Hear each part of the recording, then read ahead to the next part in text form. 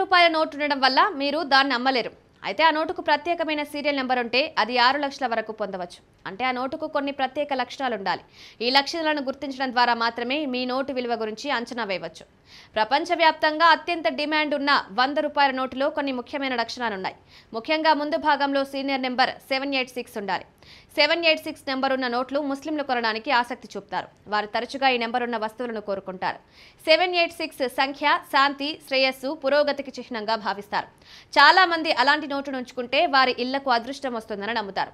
ఈ నమ్మకం కారణంగా ఈ సీరియల్ నెంబర్ ఉన్న ఒక్క రూపాయల నోటు విలువ 6 లక్షల వరకు ఉంటుంది.